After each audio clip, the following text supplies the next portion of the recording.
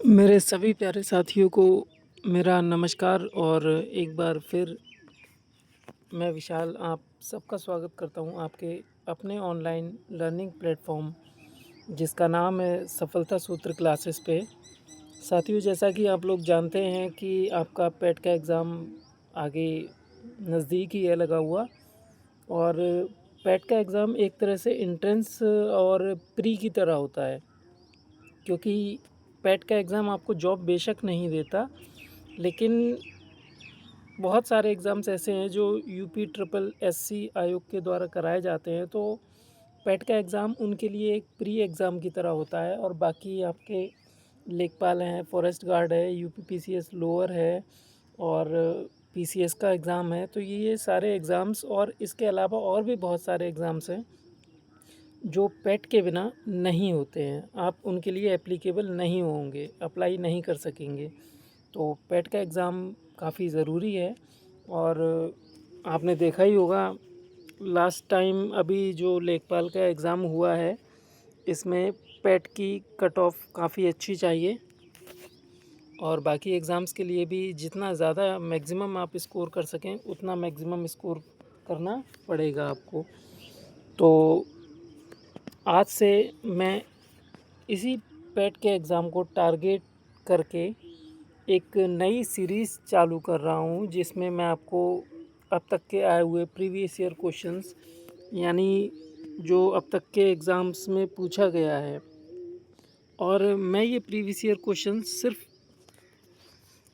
पेट के एग्ज़ाम से नहीं उठा रहा हूँ, बल्कि यूपी ट्रिपल एससी आयोग के जितने भी एग्ज़ाम होते हैं उन सभी एग्ज़ाम्स में आज तक के जो भी क्वेश्चंस आए हुए हैं वो सारे क्वेश्चंस मैं आपको कराने वाला हूँ। तो इस सीरीज़ को आप लोग लास्ट तक देखिएगा, ताकि मैं मोस्ट ऑफ द क्वेश्चंस जो प्रीवियस ईयर आए हुए हैं वो आपको करा सकूं। और आज से ही इस सीरीज़ का आरंभ कर रहे हैं, तो मैं आप सबसे ये उम्मीद करूंगा कि आप इस सीरीज़ में मेरा पूरा साथ देंगे और प्रीवियस ईयर क्वेश्चंस जितने भी हैं अभी तक वो मोस्टली आपके सामने से निकलेंगे।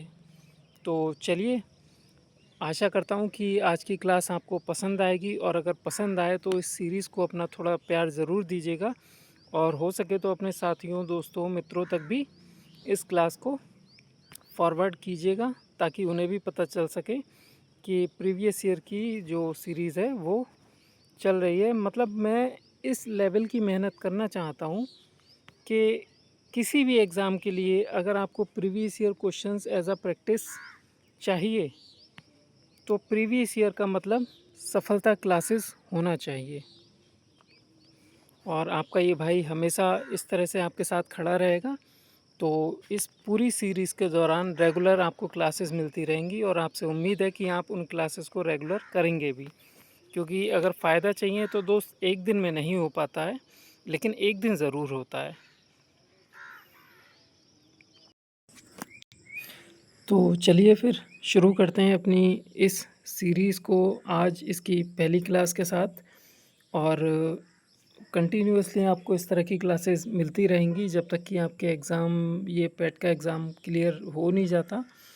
तो शुरुआत में ही आप सबको मोटिवेशन देने के लिए, आपको थोड़ा उत्साहित करने के लिए, और सीधे सीधे कहूँ तो आपको प्रेरणा देने के लिए पेश हैं आप सबके सामने चंद लाइनें।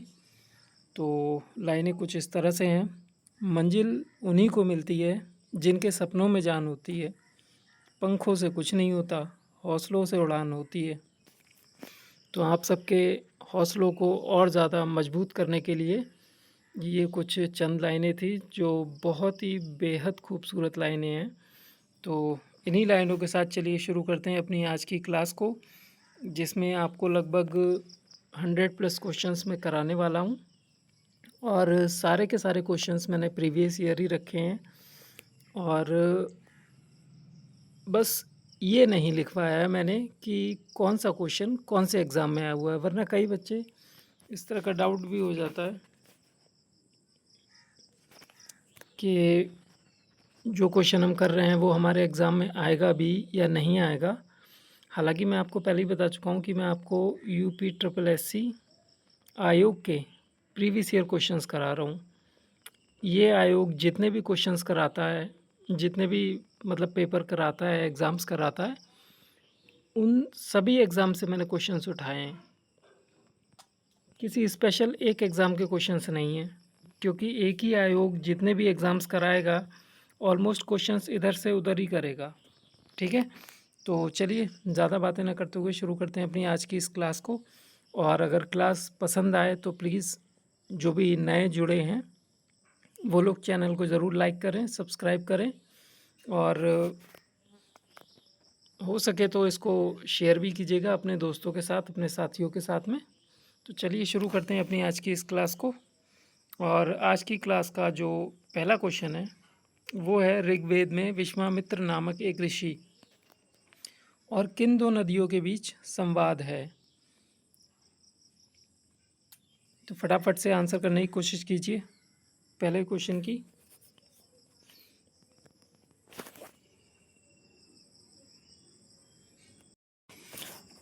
चलिए मैं बताता हूँ आपको इस पहले क्वेश्चन का आंसर। तो विश्वामित्र विश्वामित्र के शुरू के जो दो लेटर्स हैं वो कहीं ना कहीं वाह और शाह हैं। ठीक है, तो इस शॉर्ट ट्रिक के ज़रिए आप याद कर सकते हैं कि इस क्वेश्चन का जो आंसर है वो है व्यास और सतलुज, क्योंकि विश्वा में वाह और शाह, इसी तरह से व्यास और सतलुज। ठीक है, याद रखने के लिए। नेक्स्ट क्वेश्चन है हमारा, महावीर स्वामी को जिन के नाम से जाना जाता है। जिन्न, ठीक है, तो जिन्न का अर्थ इन्होंने पूछा है कि जिन्न का अर्थ क्या होता है। तो जिन्न का जो अर्थ होता है वो होता है विजेता। ठीक है, ऑप्शन नंबर बी आपका करेक्ट है। नेक्स्ट क्वेश्चन हमारा क्वेश्चन नंबर 3।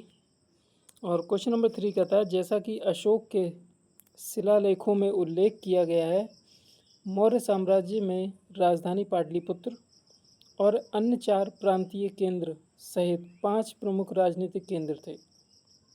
मौर्य साम्राज्य में, मतलब शॉर्ट में अगर मैं आपको समझाऊं तो मौर्य साम्राज्य में 5 राजनीतिक केंद्र थे। तो नीचे आपको 4 ऑप्शंस दे रखे हैं और पूछा है कि इनमें से कौन सा एक केंद्र नहीं था। तो आपके ऑप्शंस हैं स्वर्णगिरी, तक्षशिला, इंद्रप्रस्थ और उज्जैनी। तो इस क्वेश्चन का जो आपका करेक्ट आंसर होगा वो होगा ऑप्शन नंबर सी, इंद्रप्रस्थ एक राजनीतिक केंद्र नहीं था। नेक्स्ट क्वेश्चन है क्वेश्चन नंबर 4। शिवाजी की मृत्यु के बाद मराठा राज्य में प्रभावी शक्ति चित्तपावन ब्राह्मणों के एक परिवार के पास थी, जिन्होंने शिवाजी के उत्तराधिकारी को पेशवा या प्रधानमंत्री के रूप में सेवा दी थी। कौन सा शहर मराठा साम्राज्य की राजधानी बन गया था, मतलब उस समय मराठाओं की राजधानी कौन सा शहर था। तो उस समय जो मराठाओं की राजधानी था वो पुणे था। चलते हैं नेक्स्ट क्वेश्चन पे। नेक्स्ट क्वेश्चन है क्वेश्चन नंबर 5। और सन 1722 में किस जगह की सूबेदारी सवाई राजा जयसिंह को दी गई थी, मतलब वो स्थान बताना है जहाँ की सूबेदारी जयसिंह को दी गई थी। तो इस क्वेश्चन का जो आपका करेक्ट आंसर है वो है आगरा। आगरा की सूबेदारी जयसिंह को दी गई थी। नेक्स्ट है क्वेश्चन नंबर 6। स्वतंत्र भारत में उत्खनन किया गया पहला हड़प्पा स्थल निम्नलिखित में से कौन सा था। तो उस वक्त स्वतंत्रता के ठीक बाद रोपड़ को खोजा गया था। रोपड़ जो पंजाब में है। ठीक है, चाहिए तो इसके आगे आप लिख भी लीजिए, ये पंजाब का एक स्थल था। ठीक है, चलते हैं नेक्स्ट।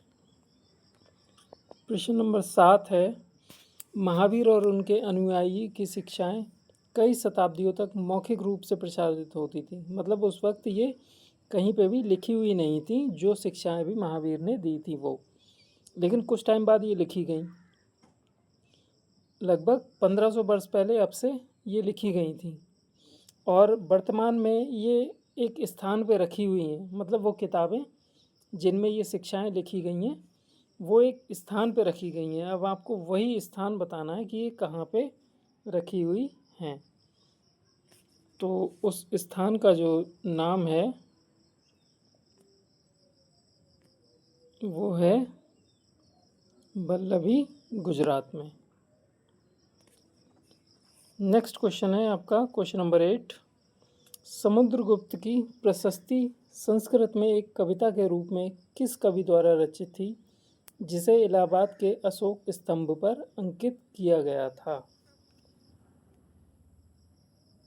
तो इस क्वेश्चन का जो आपका करेक्ट आंसर है वो है ऑप्शन नंबर सी, हरिसेन। चलते हैं नेक्स्ट क्वेश्चन पे। नेक्स्ट क्वेश्चन है क्वेश्चन नंबर 9, खिज्र खान दिल्ली का शासक था, वह निम्नलिखित में से किस राजवंश से संबंधित था? आपको बताना कौन से राजवंश का था खिज्र खान। और अगर आपको याद है तो खिज्र खान सैयद राजवंश से था। ठीक है। नेक्स्ट क्वेश्चन है आपका क्वेश्चन नंबर 10, वेद के अंतिम भाग को निम्नलिखित में से किस नाम से जाना जाता है? तो वेदों के अंतिम भाग को उपनिषद कहते हैं। नेक्स्ट क्वेश्चन है क्वेश्चन नंबर 11, निम्नलिखित में से किस बौद्ध स्थल पर महिलाओं को पहली बार संघ में नियुक्त किया गया था? यानी जो संघ था, बौद्ध संघ, मतलब भगवान बुद्ध का ये जो पहले फॉलोअर्स थे, सबसे पहले जहाँ पे महिलाओं को शामिल किया गया था, मतलब जहाँ पे जिस जगह पे महिलाओं को भी अपने फॉलोअर्स में जोड़ा गया था, वह कौन सा स्थान था? तो वो स्थान आप सबको भली भांति ज्ञात होगा कि वो स्थान था हमारा वैशाली। ठीक है, वैशाली में पहली बार महिलाओं को संघ में जुड़ने की परमिशन दी गई थी। नेक्स्ट है क्वेश्चन नंबर 12, मुगल सम्राट बाबर ने निम्नलिखित में से किस स्थान पर राणा सांगा और उनके सहयोगियों को हराया था? तो इसका जो करेक्ट आंसर है वो है खानवा की। नेक्स्ट क्वेश्चन है क्वेश्चन नंबर 13, निम्नलिखित मराठा प्रमुख का उनके क्षेत्रों से सही मिलान करना है आपको। ठीक है, तो सिंधिया कहाँ के थे, होलकर कहाँ के थे, गायकवाड़ किस जगह थे और भोसले किस जगह थे? इसके ऑप्शंस इस तरह से दिए हुए हैं।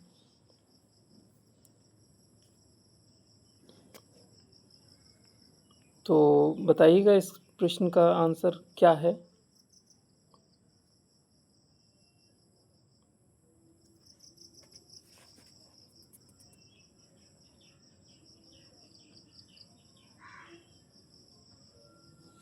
अगर आपको इसमें से कोई एक भी पता है तो आप कर सकते हैं इसको। इसमें सिंधिया होंगे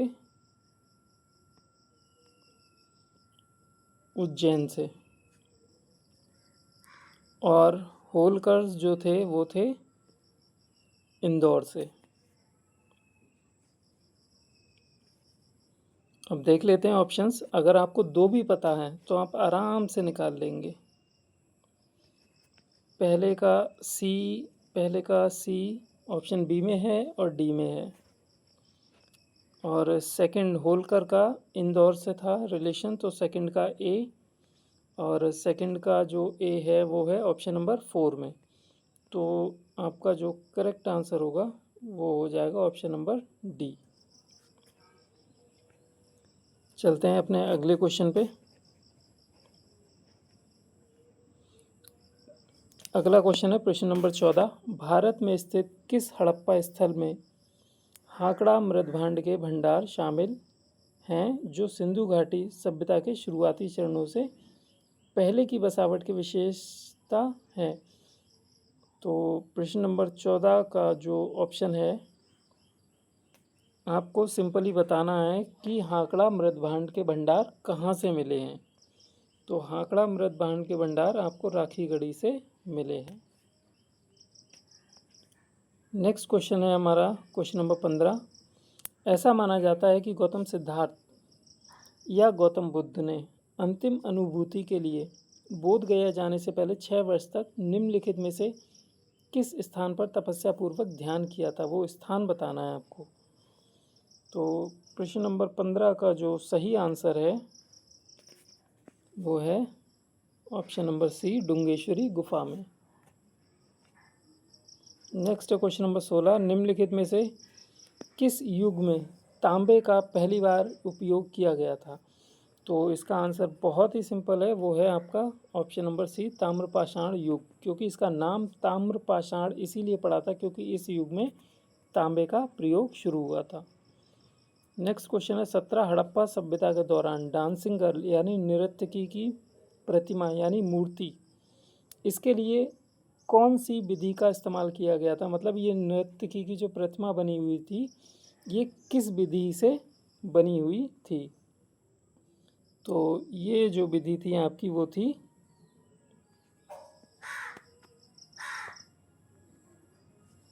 मोम लोपी विधि।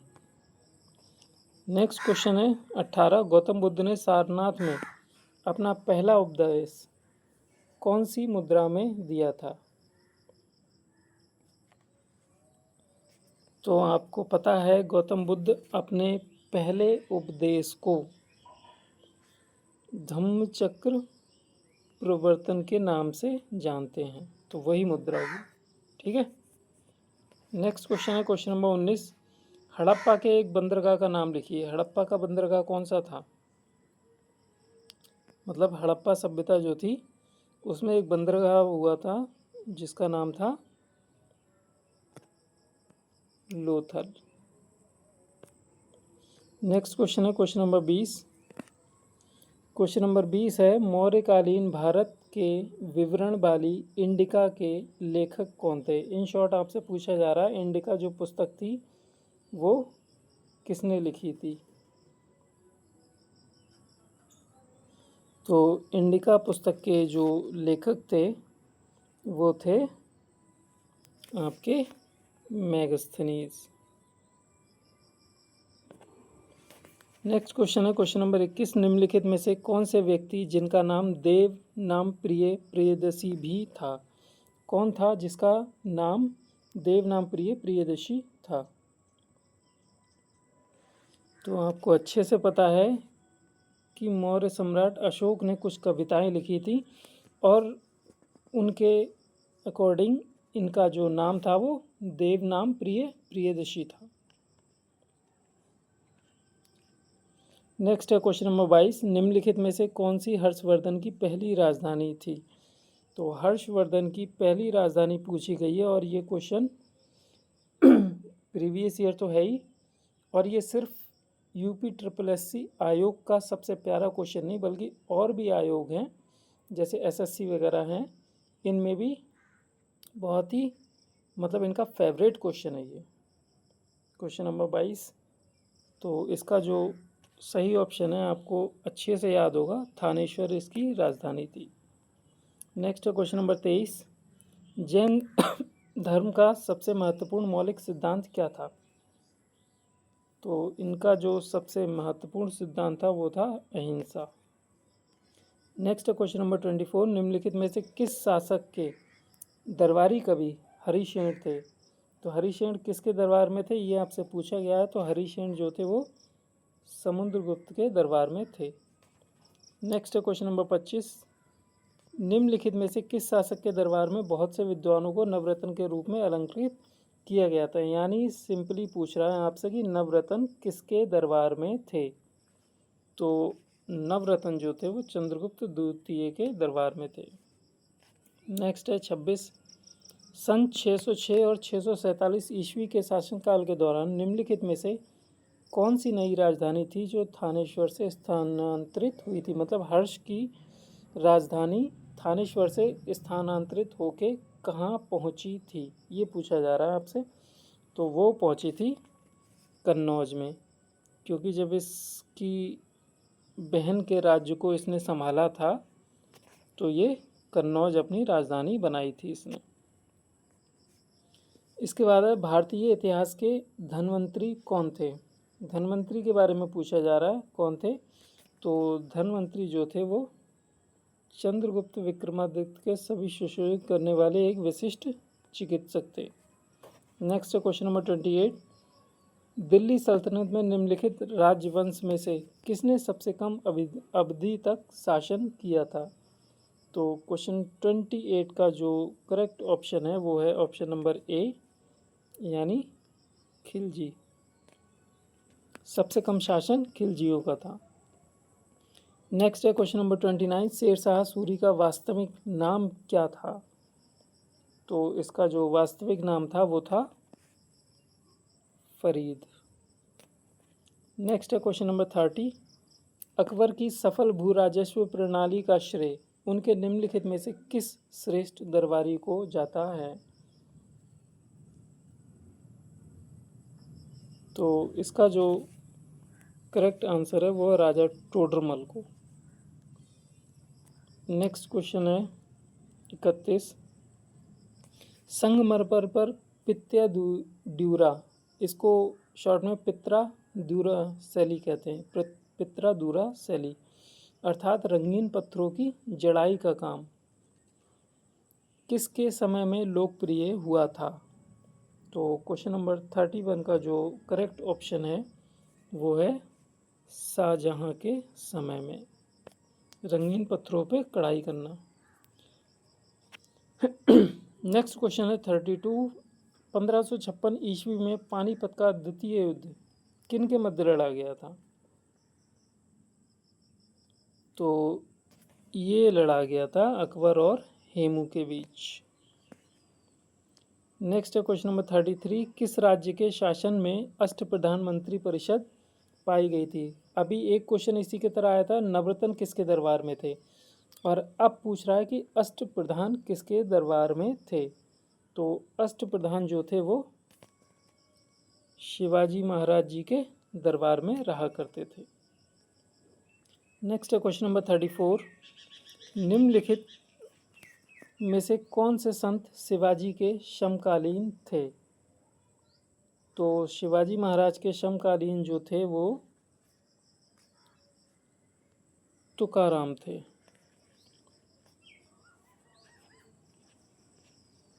नेक्स्ट है क्वेश्चन नंबर 35। निम्नलिखित में से किस सेना की ताकत छापामार या गुरिल्ला रणनीति थी। मतलब कौन सी सेना ने छापामार या गुरिल्ला रणनीति से युद्ध लड़े थे। तो इसका जो करेक्ट आंसर है वो है मराठा। इन्होंने ही गुरिल्ला नीति या छापामार नीति अपनाई थी। जजिया फिर से लगाने वाले मुगल शासक का नाम क्या था। तो क्वेश्चन नंबर 36 है जिसका करेक्ट ऑप्शन है फिर से जजिया औरंगजेब ने लगाया था। नेक्स्ट है क्वेश्चन नंबर 37। किस वर्ष में ईस्ट इंडिया कंपनी के जहाज़ों ने सूरत के पास स्थित स्वाली के युद्ध में पुर्तगालियों को पराजित किया था। तो पुर्तगालियों को पराजित करने वाले जो थे वो थे 1612 ईस्वी के लोग। नेक्स्ट है क्वेश्चन नंबर 38।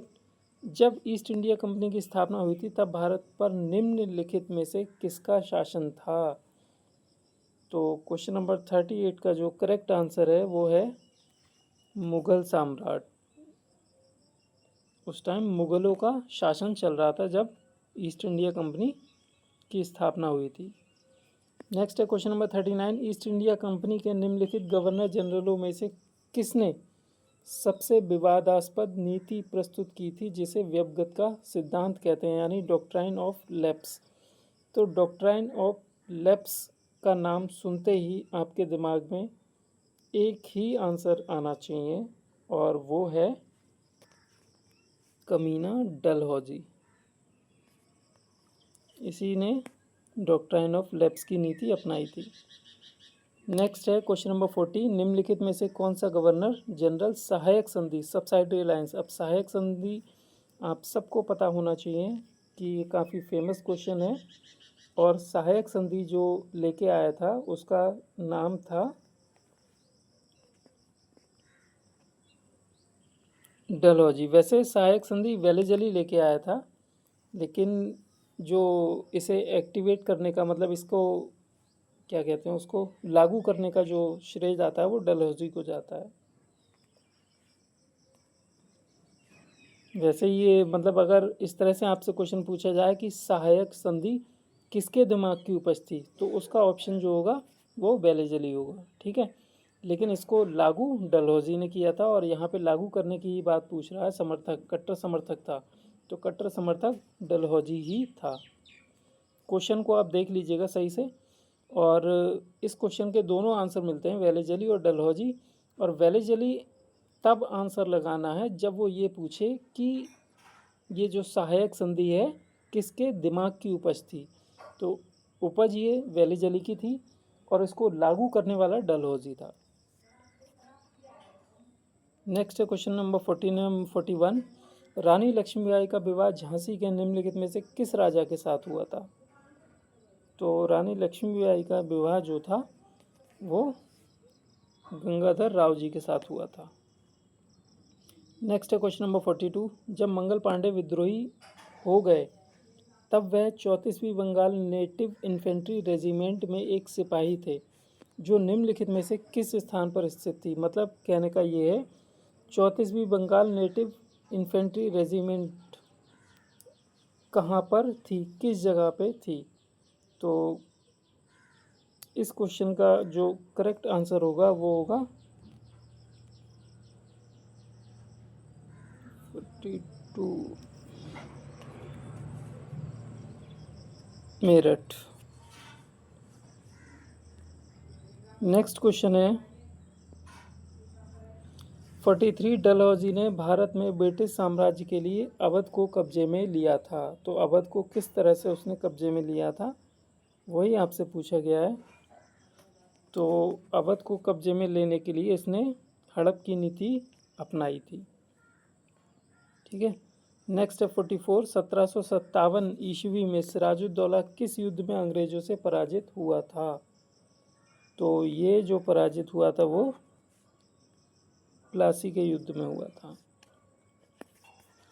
नेक्स्ट है क्वेश्चन नंबर 45, निम्नलिखित में से कौन सा 1857 के विद्रोह का परिणाम था।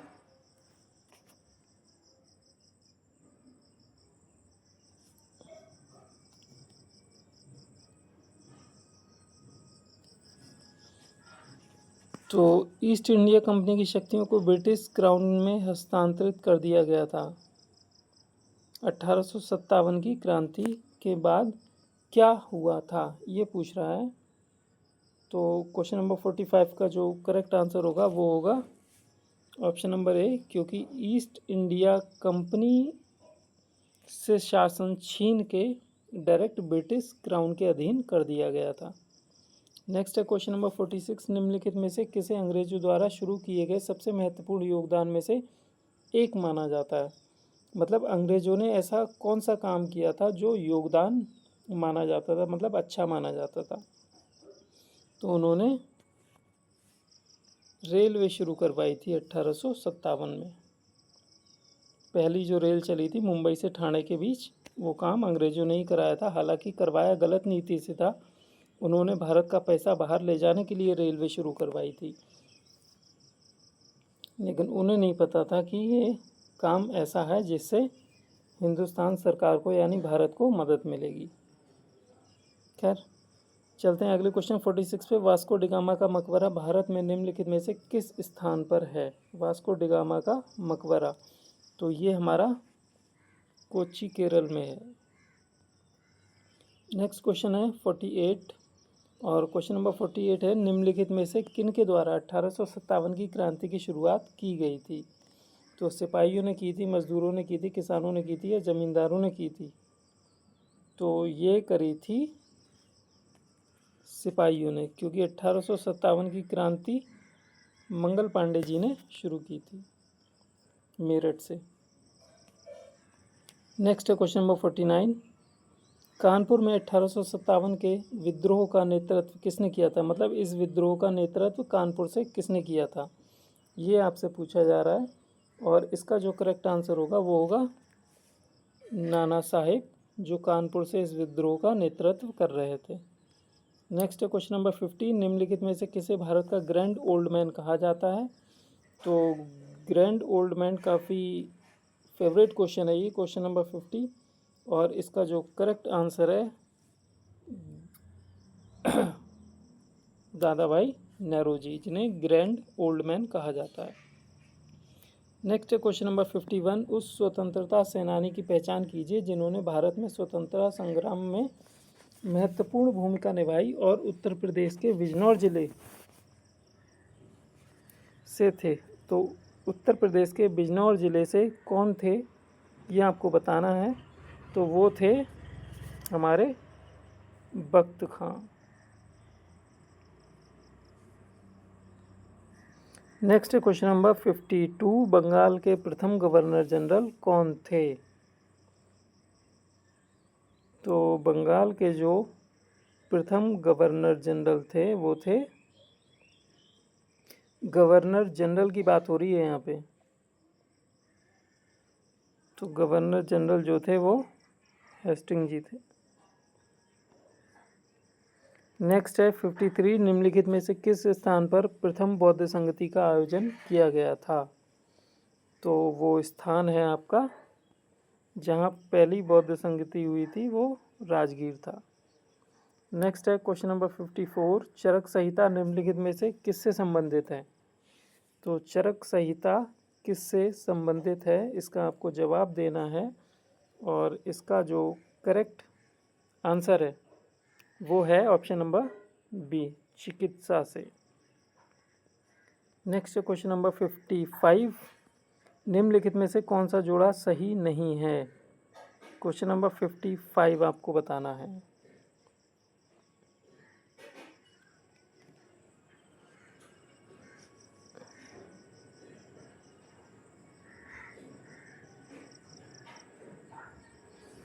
तो 261 में कलिंग युद्ध हुआ था, ये जोड़ा सही है। और 78 में सक्षमबद्ध की शुरुआत हुई थी। 622 में मुस्लिम युग भी शुरू हुआ था। लेकिन इस क्वेश्चन का जो ऑप्शन नंबर डी है वो एकदम गलत है और यही आपका सही जवाब है। क्वेश्चन नंबर 56 है। निम्नलिखित में से किस क्रम में भारत आए थे? मतलब टॉमस रो, फाइयान, हुइनसांग, ये तीनों किस क्रम में भारत आए थे, इसका आपको जवाब देना है। तो पहले आया था फाइयान,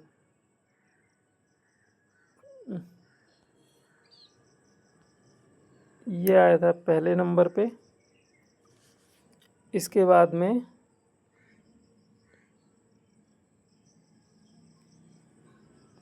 एक सेकंड रुकिए,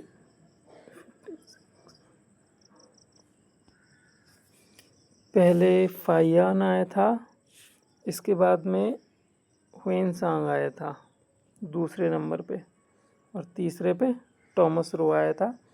तो पहले नंबर पे सेकंड ऑप्शन नंबर सी, ये आपका करेक्ट आंसर है।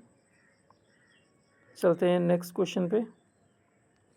हिंदू विधवा पुनर्विवाह अधिनियम 1856 जिसे पारित किया गया था, वो किसने किया था पारित, बस ये बताना है। तो ये जो पारित किया था वो कैनिंग ने किया था। नेक्स्ट है क्वेश्चन नंबर 58। हड़प्पा काल का इनमें से कौन सा नगर 3 भागों में विभाजित था? तो 58 का जो धौलावीरा है वो 3 भागों में विभाजित था। नेक्स्ट है क्वेश्चन नंबर 59। मोहनजोदड़ो का अर्थ पूछा गया है, तो ये क्वेश्चन सबको ही पता होगा, मृतकों का टीला है, option number B. Next question number 60। Sindhu घाटी सभ्यता के बारे में इनमें से कौन सा कथन सत्य है? नीचे 4 कथन दे रखे हैं सिंधु घाटी सभ्यता से रिलेटेड, तो आपको बताना है कौन सा सही है। सिंधु लोग कपास का उत्पादन करते थे। ये क्वेश्चन काफ़ी फेवरेट है और ये ऐसे ही आता है जब भी आता है, और इसका correct answer option number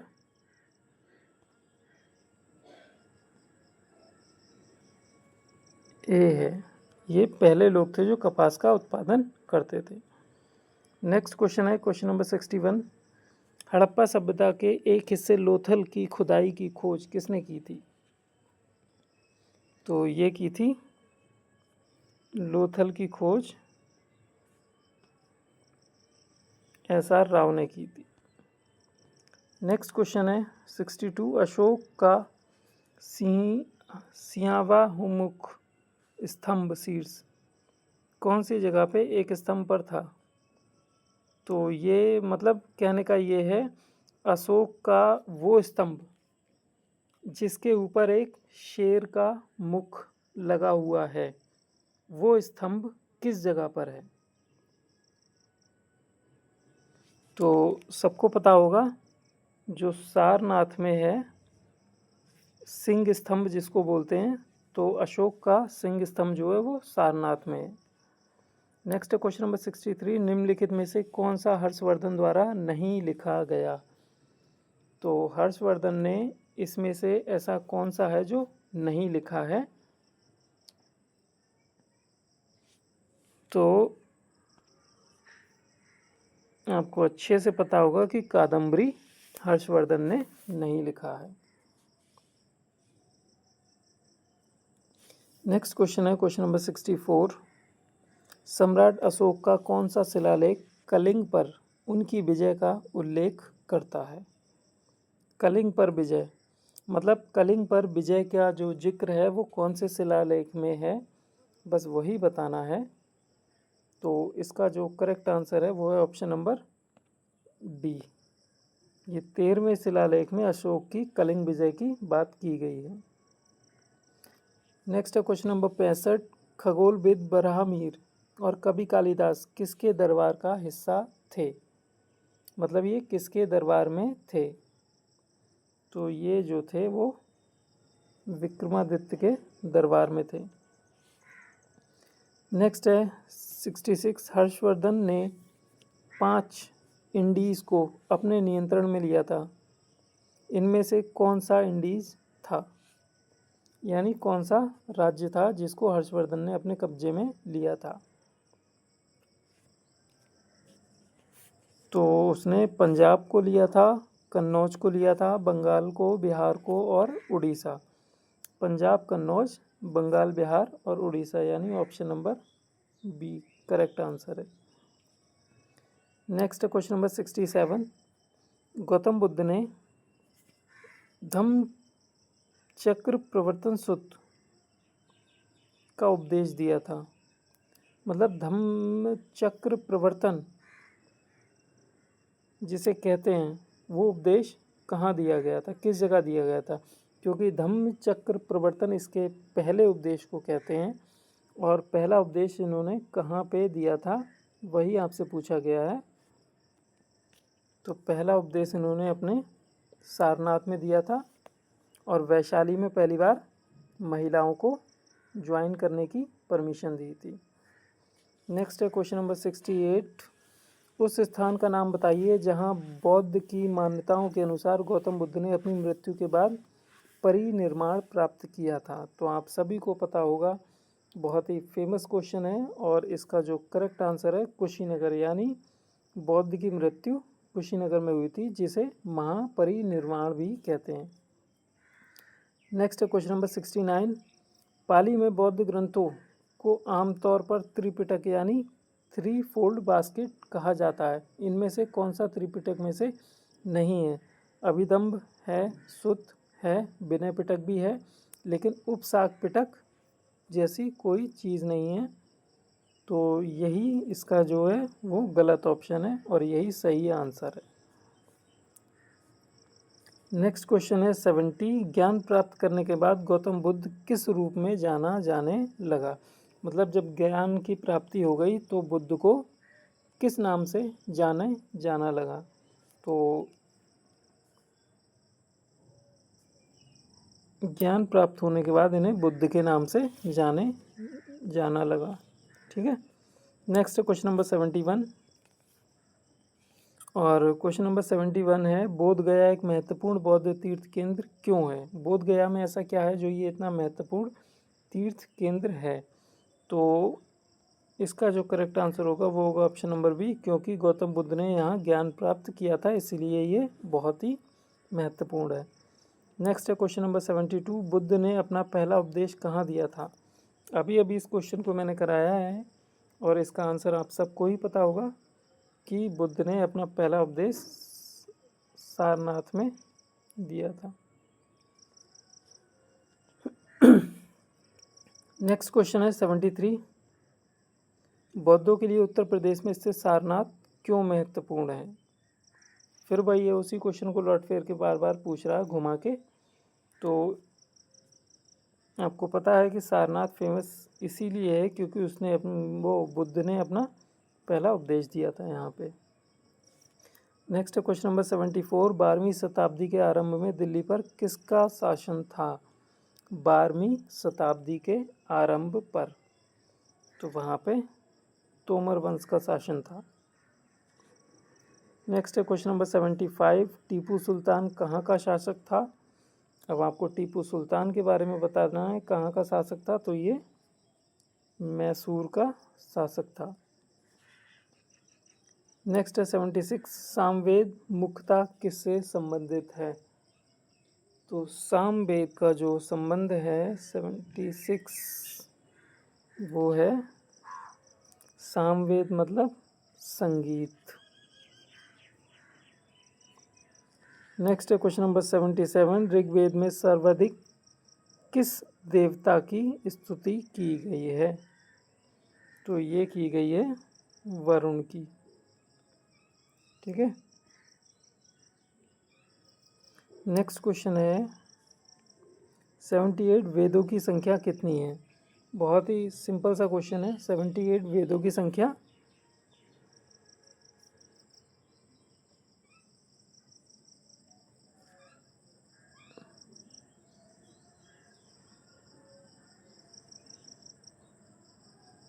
Rigveda, Samaveda, Yajurveda और अथर्ववेद, इसकी संख्या 4 होनी चाहिए। करेक्ट ऑप्शन नंबर सी होगा क्योंकि वेद हमारे 4 हैं। नेक्स्ट है क्वेश्चन नंबर 79, गायत्री मंत्र किस वेद में मिलता है? तो गायत्री मंत्र कौन से वेद में मिलता है आपको? तो गायत्री मंत्र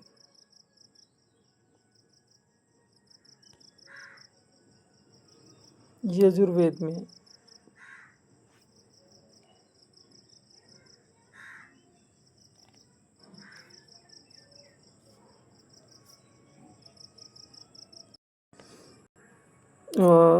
फ्रेंड्स थोड़ा सा आपसे मतलब हल्की सी एक मिस्टेक है, उसे आप अभी संभाल लीजिए। एक्चुअली थोड़ा सा कन्फ्यूज़न था बट क्लियर हो गया। तो गायत्री मंत्र जो है वो हमें ऋग्वेद में मिलता है। ठीक है। इसमें 3 सूक्त हैं और 62 मंत्र हैं। ठीक है। इसके देवता सविता को कहते हैं और इसके जो ऋषि हैं वो विश्वामित्र जी हैं। और नेक्स्ट क्वेश्चन हमारा क्वेश्चन नंबर 80, चरक संहिता का संबंध किस क्षेत्र से है?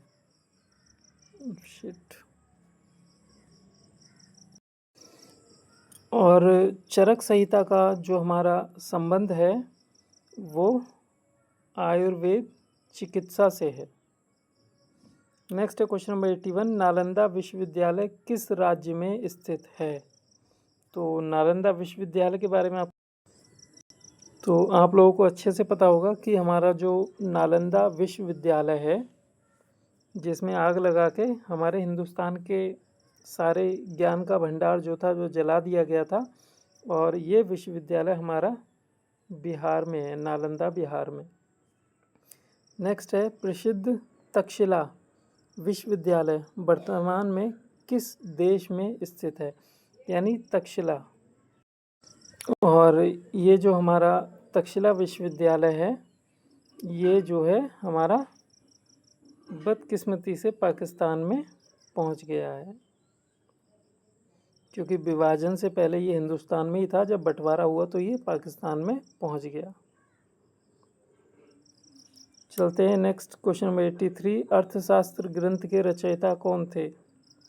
तो आप लोगों को अच्छे से ज्ञात होगा कि अर्थशास्त्र के जो रचयिता हैं वो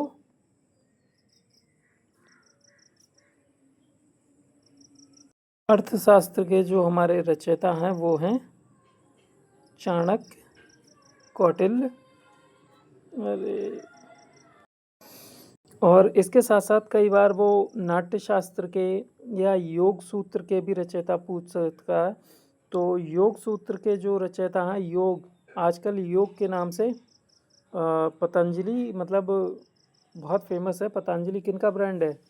अभी जो ये गुरु हैं, क्या नाम है इनका, रामदेव जी। तो रामदेव जी योग के नाम से बहुत फेमस होते हैं। तो अगर योग सूत्र की बात करता है तो उसके लिए आप सीधे पतंजलि लगाएंगे।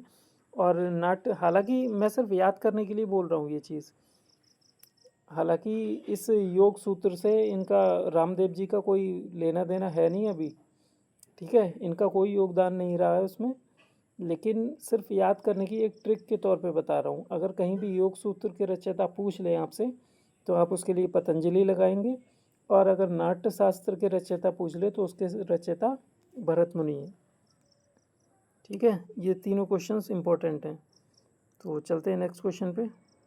क्वेश्चन है 84। विक्रमशिला विश्वविद्यालय की स्थापना किसने की थी? तो विक्रमशिला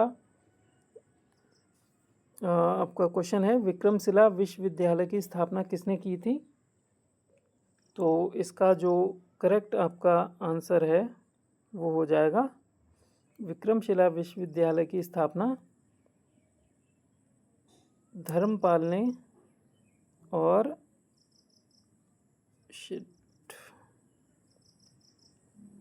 8वीं शताब्दी में की थी। ठीक है, शताब्दी में। नेक्स्ट क्वेश्चन है क्वेश्चन नंबर 85, और 85 है, राजतरंगिणी के लेखक कौन हैं? तो आपको अच्छे से पता होगा कि राजतरंगिणी के जो लेखक हैं वो हैं कल्हण। और नेक्स्ट क्वेश्चन आपसे पूछा गया है,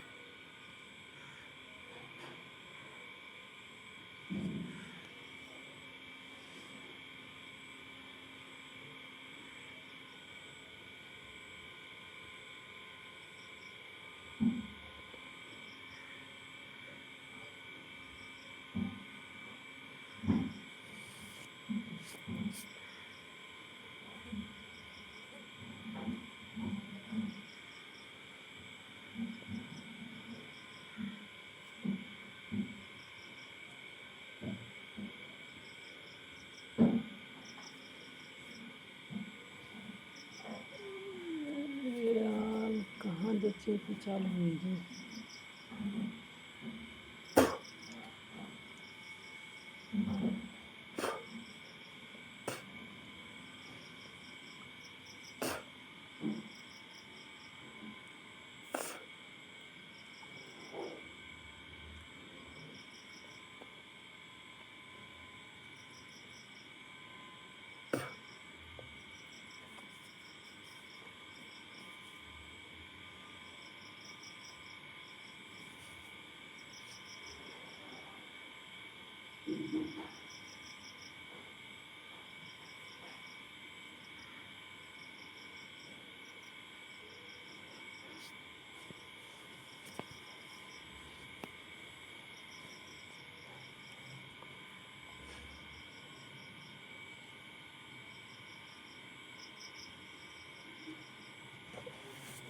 यार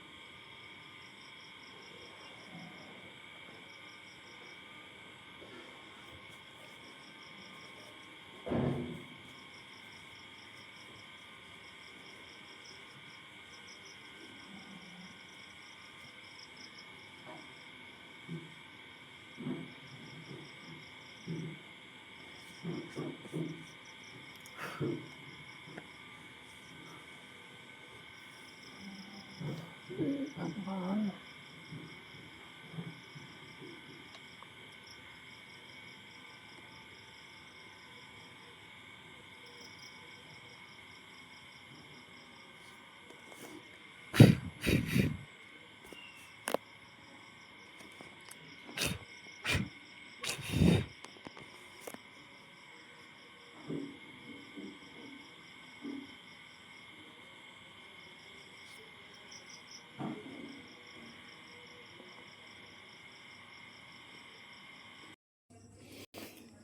दोस्तों, डिस्टरबेंस के लिए थोड़ा सा माफ़ी चाहूँगा आपसे। एक्चुअली आपको आसपास की ज़्यादा आवाज़ें सुनाई ना दें, डिस्टर्ब ना हो, सिर्फ इस वजह से ऑडियो को बार बार बीच में पुश करना पड़ता है। तो चलिए अपने बचे हुए क्वेश्चंस को पूरा कर लेते हैं। और क्वेश्चन नंबर 96 है, भारत में जहांगीर का शासनकाल क्या रहा है? तो भारत में जहांगीर का जो शासनकाल था वो 1605 से 1627 रहा है। नेक्स्ट क्वेश्चन है क्वेश्चन नंबर 97, विश्व प्रसिद्ध मयूर सिंहासन का निर्माण और उसकी लाल किले में स्थापना निम्न में से किस मुगल शासक ने की थी? तो जिसने भी ये स्थापना की थी उसका जो नाम है वो है शाहजहाँ। ये जो मुगल वो मयूर सिंहासन था ये शाहजहाँ ने निर्माण करवाया था और उसकी स्थापना किले में की गई थी। और अगला क्वेश्चन है 98, अकबर के नवरत्नों के बारे में इनमें से कौन सा सही ढंग से मेल नहीं खाता है? तो अबुल फजल। क्वेश्चन नंबर 98 के 4 ऑप्शंस थोड़े बड़े हो गए, चलो कोई नहीं, क्वेश्चन मैंने आपको बता ही दिया, बाकी ऑप्शंस पे आप नज़र रखिए और बताइएगा कौन सा इनमें से गलत है।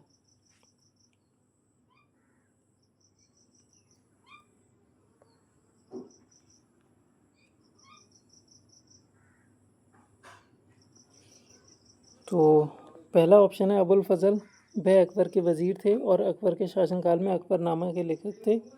दूसरा है राजा मान सिंह, वह अकबर के वित्त मंत्री थे। और तीसरा है अब्दुल रहीम खान खाना, और ये जो थे अब्दुल रहीम खान खाना ये वह एक कवि थे।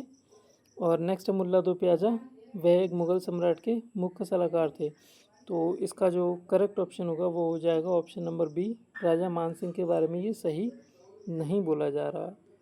ठीक है, नेक्स्ट क्वेश्चन है आपका 99, 1857 में किसने इलाहाबाद को आपातकालीन मुख्यालय बनाया था? तो इलाहाबाद को आपातकालीन मुख्यालय जो था वो कैनिंग ने बनाया था।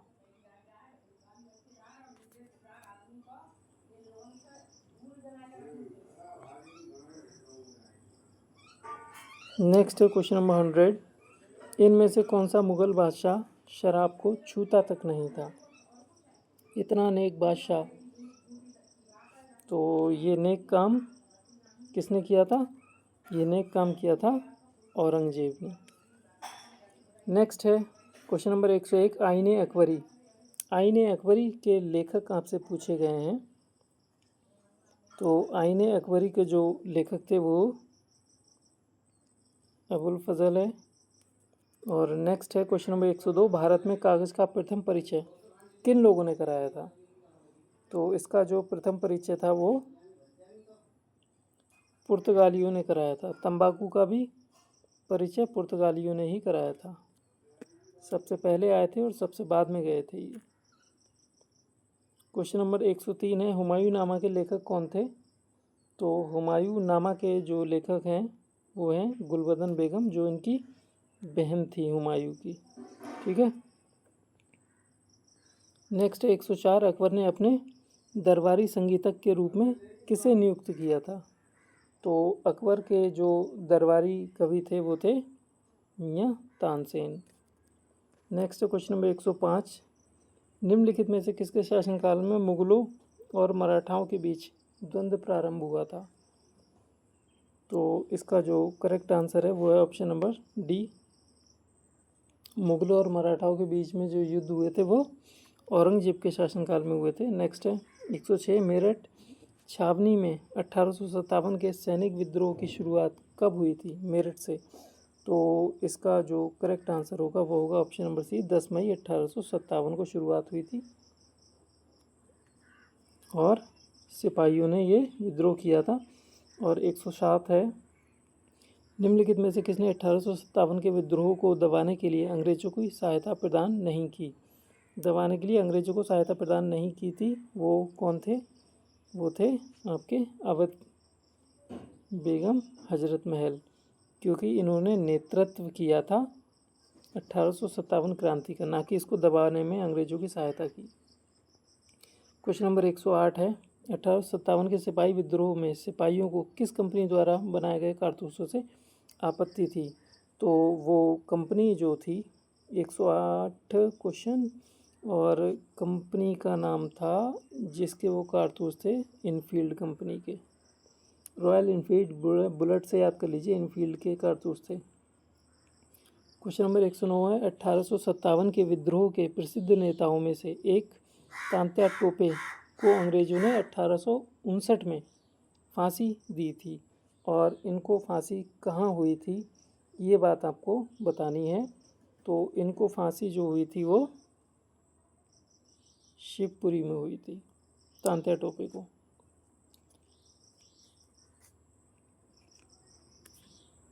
नेक्स्ट है क्वेश्चन नंबर 110, सिपाही विद्रोह किस वर्ष हुआ था?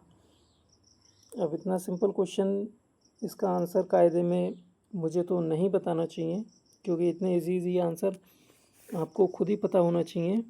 इतनी फेमस क्रांति थी और वो 1857 में हुई थी। नेक्स्ट क्वेश्चन नंबर 111, बक्सर के युद्ध के बाद ईस्ट इंडिया कंपनी मुगल सम्राट को प्रतिवर्ष कितना भुगतान करने के लिए सहमत हुई थी? बक्सर के युद्ध के बाद तो वो 26 लाख रुपए का भुगतान करने के लिए सहमत हुई थी। नेक्स्ट है 112, 1866 में भारत के संघर्षों में चर्चा करने और भारतीय कल्याण को बढ़ावा देने के लिए ब्रिटिश सार्वजनिक अधिकारियों को प्रभावित करने के लिए लंदन में ईस्ट इंडिया कंपनी एसोसिएशन का आयोजन लंदन में ईस्ट इंडिया एसोसिएशन कंपनी का आयोजन किसने करा था? तो वो है हमारे दादा भाई नेहरू जी। ठीक है। नेक्स्ट क्वेश्चन है 113, निम्नलिखित में से कौन सी प्रणाली भारत में ब्रिटिश शासन के दौरान भूमि राजस्व प्रणाली से संबंधित नहीं थी? तो आप अच्छी तरह जानते हैं, एक स्थायी बंदोबस्त यानी जमींदारी प्रणाली भी थी, महलवाड़ी भी थी और रैयतवाड़ी भी थी। बचा ऑप्शन सी हमारा, तो ये कोई भूमि राजस्व प्रणाली नहीं थी। ठीक है। तो ऑप्शन नंबर क्वेश्चन नंबर 113 का जो करेक्ट आंसर होगा वो होगा ऑप्शन नंबर सी, दस्तक प्रणाली नहीं थी। क्वेश्चन है 114, किस वर्ष में ईस्ट इंडिया कंपनी ने रणजीत सिंह के साथ अमृतसर की पहली संधि पर हस्ताक्षर किए थे? मतलब इन शॉर्ट अगर मैं आपको बताऊं तो अमृतसर की संधि पूछ रहा है किस वर्ष हुई थी। तो अमृतसर की जो संधि हुई थी वो 1809 में हुई थी, अमृतसर की संधि। नेक्स्ट क्वेश्चन है 115, पिपर हवा स्तूप पुरातात्विक स्थल उत्तर प्रदेश के किस जिले में है? पिपरहवा स्तूप। तो पिपरहवा स्तूप जो है आपका वो है सिद्धार्थ नगर में, पिपरहवा। ठीक है, तो क्वेश्चन नंबर 115 का जो करेक्ट ऑप्शन होगा वो होगा सिद्धार्थ नगर। नेक्स्ट है क्वेश्चन नंबर 116। जैन तीर्थंकर पार्श्वनाथ निम्नलिखित में से मुख्यतः किससे संबंधित थे? मतलब इन शॉर्ट आपसे पूछ रहा है कौन सी जगह से संबंधित थे, तो वो थे वाराणसी से संबंधित पार्श्वनाथ जी। नेक्स्ट है क्वेश्चन नंबर 117। 1857 के संघर्ष में भाग लेने वाले सिपाहियों की सर्वाधिक संख्या किस जगह थी? तो ये जो थी वो अवध में थी, मतलब अवध से सबसे ज़्यादा थे। नेक्स्ट क्वेश्चन है आपका 118। सारनाथ के स्तंभ पर निर्माण किसने करवाया? मतलब सारनाथ का जो स्तंभ था उसका निर्माण किसने करवाया था? तो उसका जो निर्माण कराया गया था वो अशोक के द्वारा कराया गया था। सारनाथ का स्तंभ कहते हैं ना अशोक का सिंह स्तंभ। Next question number 119। गुप्तकालीन ईंट से निर्मित मंदिर का साक्ष्य मिला है। तो गुप्तकालीन ईंट से निर्मित मंदिर जिसे भीतरगांव मंदिर भी कहते हैं, इसका साक्ष्य कहाँ से मिला है? तो इसका साक्ष्य, उस मंदिर का नाम भी भीतरगांव है, वहाँ से आप पता लगा सकते हैं कि भीतरगांव गुप्तकालीन मंदिर था। नेक्स्ट है 120। प्रयागराज स्तंभ अभिलेख का निम्नलिखित में से किस एक से संबंध है? मतलब प्रयागराज में जो स्तंभ लेख है उसका संबंध किससे है, यानी किसका स्तंभ लेख है वो?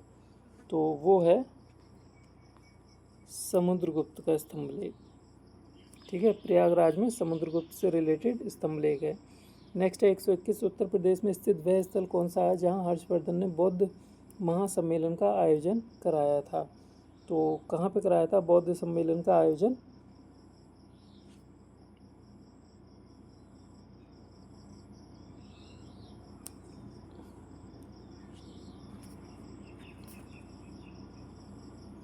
प्रयाग में कराया था। नेक्स्ट है क्वेश्चन नंबर 122। 122 है नवाब शुजाउद्दौला की बेगम का प्रसिद्ध मकबरा बहू बेगम का मकबरा किस स्थान पर अवस्थित है? तो बहू बेगम का जो मकबरा है वो आपके फैज़ाबाद, जिसको आजकल अयोध्या कहते हैं, वहाँ पे है अयोध्या में बहू बेगम का मकबरा। नेक्स्ट है 123। आगरा शहर की स्थापना किसने की थी? बहलोल लोदी ने, फिरोज ने, खिजर खान ने या सिकंदर लोदी? किसने की थी इसकी स्थापना? तो आगरा की स्थापना जो है वो सिकंदर लोदी ने की थी। नेक्स्ट है क्वेश्चन नंबर 124। उत्तर प्रदेश के किस शहर को सल्तनत काल में पूर्व का सिराज कहा जाता था? तो पूर्व का सिराज जो हम कहते थे वो कहते थे जौनपुर को। नेक्स्ट है 125। मुगल काल में निम्नलिखित में से कौन सा स्थान शिक्षा का एक प्रमुख केंद्र था? तो शिक्षा का एक प्रमुख केंद्र आगरा था। नेक्स्ट क्वेश्चन है 126। किस मगध युगीन सुल्तान को आगरा शहर को सल्तनत की राजधानी बनाने का श्रेय जाता है? मतलब आगरा को राजधानी किसने बनाया था?